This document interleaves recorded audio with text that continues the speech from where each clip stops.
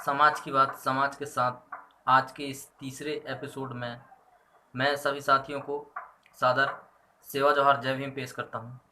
साथियों, जैसा कि पिछले 2 एपिसोड में हमने समाज के महत्वपूर्ण पहलुओं पर चर्चा की थी और आज के इस तीसरे एपिसोड में भी हम समाज की जो वर्तमान ज्वलंत समस्याएं हैं, समाज की जो विसंगतियां हैं, उन पे अपनी बात रखने की कोशिश करेंगे। साथियों, जैसा कि आप सभी को विदित है, आप सभी इस बात से भलीभांति परिचित हैं कि आज़ादी के इतने वर्ष बीत जाने के बाद भी आज हमारा समाज शैक्षणिक, आर्थिक, सामाजिक और राजनीतिक रूप से पिछड़ा हुआ है। इसके बहुत सारे कारण हैं, बहुत सारे पहलू हैं जिन पे हमें चिंतन करना है और उन विसंगतियों को किस तरह से दूर करके हमारे समाज और राष्ट्र की मुख्यधारा से जोड़ना है। इन विषयों पे मैं कुछ महत्वपूर्ण विषयों पे संक्षिप्त में अपनी बात रखने की कोशिश करूंगा। साथियों, जैसा कि आप सभी जानते हैं कि हमारे समाज का शैक्षणिक स्तर बहुत कम है। बहुत कम पैमाने पर हमारे समाज के लोग शिक्षित हैं या शिक्षित हो जाने के बाद भी सामाजिक विचारधारा का अभाव होने के कारण उनके शिक्षा का लाभ हमारे समाज को नहीं मिल पा रहा है, जिसके कारण हमारा समाज संगठित नहीं हो पा रहा है।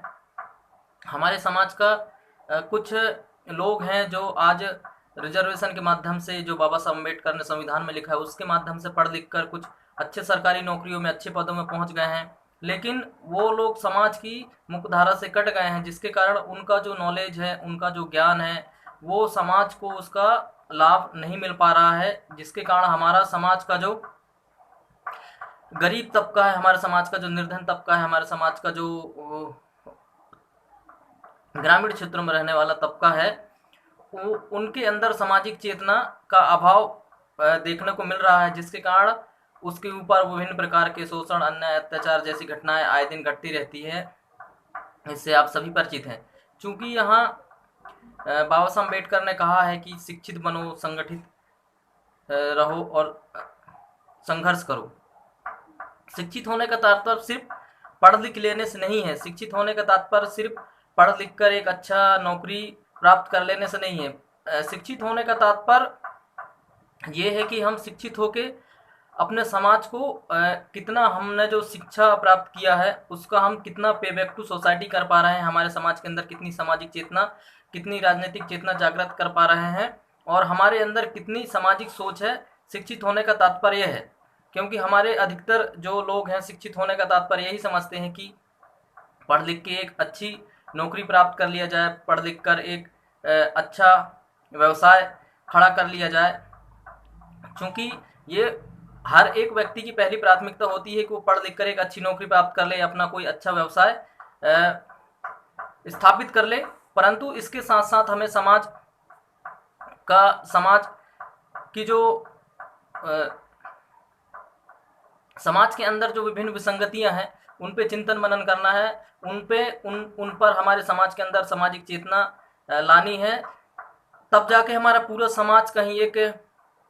बेहतर सामाजिक, आर्थिक और राजनीतिक स्थिति में हम समाज को खड़ा कर सकते हैं। क्योंकि यहाँ बहुत सारे कारण या रीजन है जिसके कारण हम संगठित नहीं हो पा रहे हैं। हमारा समाज राष्ट्र स्तर पर, प्रदेश स्तर पर और जिले स्तर पर संगठित नहीं है। हम अलग अलग टुकड़ों में, अलग अलग छोटे छोटे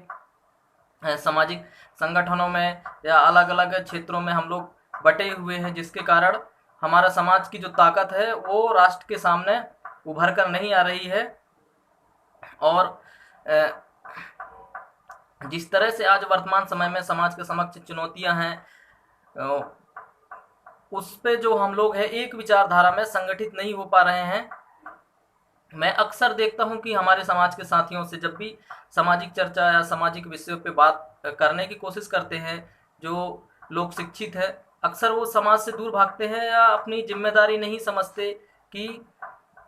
वास्तव में हम इस समाज से निकल के आए हैं, तो इस समाज का हमारे ऊपर कर्ज है, उसको हम लोग किस तरह से उस सामाजिक कर्ज को हम लोग अदा करेंगे या किस तरह से पे बैक टू सोसाइटी करेंगे। एक तो बहुत बड़ी एक समस्या है कि हमारा समाज का व्यक्ति पढ़ लिख जाने के बाद भी एक दूसरे के नज़रिए से अपने आप को देखता है, उसका दूसरे के नज़रिए से अपने आप को देखना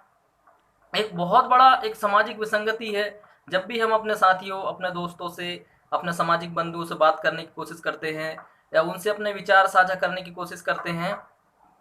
तो उनको ये लगता है या उनका ऐसा उनके अंदर एक विचार मतलब स्थापित है कि हम एक या दो लोग मिलकर क्या कर लेंगे, क्या हम एक या दो लोग मिलकर पूरे समाज को बदल सकते हैं, पूरे समाज का ढांचा उसको बदल सकते हैं। क्योंकि बाबा साहब अम्बेडकर भी एक अकेले व्यक्ति थे, परंतु उन्होंने अपने समाज के लोगों को संगठित किया, उनके साथ मिलकर, जो भी उस टाइम पे उनके साथ जो लोग थे, जो भी उनके पास संसाधन थे, उनसे मिलकर उन्होंने संविधान के रास्ते हमारे लिए एक बेहतर जिंदगी, हम हमारे समाज के लोगों को बेहतर जिंदगी देने के लिए उन्होंने बहुत संघर्ष किया। आज हम व्यापक पैमाने पर हमारे समाज का लोग हैं जो शिक्षित हो गए हैं, अच्छे स्कूलों से पढ़कर, अच्छे विश्वविद्यालयों से पढ़कर बाहर निकल आए हैं। वो तमाम प्रकार के साथी हैं, वो तमाम प्रकार के जो आंदोलनकारी जिनके अंदर विचारधारा है, ऐसे लोगों का आप लोगों को साथ देने की ज़रूरत है। ऐसे लोगों के विचारों को सुनने, मनन करने और समझ के उनको आत्मसात करने की ज़रूरत है। क्योंकि मैं यहाँ एक बात कह रहा था कि हमारे समाज का व्यक्ति दूसरे के नज़रिए से अपने आप को देखता है। जब कभी भी हम उसको कोई सामाजिक कार्यक्रम या कोई सामाजिक कैडर का कार्यक्रम होता है या कोई भी चिंतन मनन वाला कोई कार्यक्रम होता है, कोई बैठक होती है, तो वहाँ पे हम आमंत्रित करते हैं, तो वो सोचता है कि अरे यार, अगर हम मतलब हमारे समाज के कार्यक्रम में जाएंगे तो हमारा दूसरा व्यक्ति है वो सोचेगा कि अरे तुम लोग तो मतलब हाँ, अरे हम वहाँ जाने से पहले ही हम हमारे अंदर बहुत सारी चीज़ें हम अपने आप में मतलब वो सोचने लगते हैं कि अरे वहाँ जाएंगे तो वो दूसरा व्यक्ति क्या समझेगा कि ये समाज के बैठक में जा रहा है, समाज के लोगों के साथ जुड़ रहा है, या उनके नज़रिए से अपने आप को देखते हैं कि वो क्या कहेगा, वो क्या सोचेगा उसके अंदर। जबकि आप देखें कि दूसरे समाज का व्यक्ति कभी भी अपने आप को दूसरे के नज़रिए से, हमारे नज़रिए से नहीं देखता। वो अपने जो भी सामाजिक गतिविधियां हैं उनमें सहयोग करता है, उनके सामाजिक कार्यक्रम में है उनमें क्यों तो क्यों ना हम लोग भी खुलकर हम सामाजिक सहभागिता की भूमिका में आए और हमारे समाज को आगे बढ़ाने में, हमारे समाज को संगठित करने में, हमारे समाज के ऊपर जो आज जिस प्रकार से अन्याय अत्याचार की घटनाएं हो रही हैं, उनको समाज को सुरक्षा देने में क्यों ना हमको भी आगे आने की ज़रूरत है। अन्यथा आज आप देख रहे हैं कि किस तरह से आज हमारे संवैधानिक अधिकारों पर हमला हो रहा है, हमारे सामाजिक अधिकारों पर, हमारा जो जल जंगल ज़मीन है उसको किस तरह से हड़पने की कोशिश वर्तमान शासकों द्वारा चल रही है। इसीलिए साथियों, ये हमारा जो आने वाला भविष्य है और हमारा जो वर्तमान भविष्य है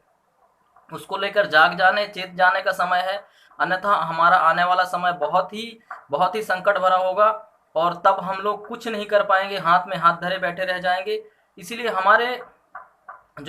एक बात और कहूँगा कि हमारे जो साथी हैं, हमारे जो समाज के जो बुद्धिजीवी लोग हैं, उनके बीच भी देखने को आ रहा है कि बहुत सारे वैचारिक मतभेद हैं, वैचारिक विरोधाभास है। ऐसी स्थिति में अगर आप समाज के लीडर हैं तो समाज को कैसे एक मंच पे ला पाएंगे। इसीलिए मेरा उन लोगों से भी विनम्र निवेदन है जो सामाजिक लीडर की भूमिका में है, चाहे राजनीतिक लीडर की भूमिका में है, वो उनके अंदर जो विभिन्न वैचारिक मतभेद हैं, उन वैचारिक मतभेदों को भूलकर समाज हित में, समाज के हित के लिए एक दूसरे के साथ विचार साझा करें और जो भी मतभेद हैं उनका बीच का मसला निकाल कर और समाज के लिए काम करें।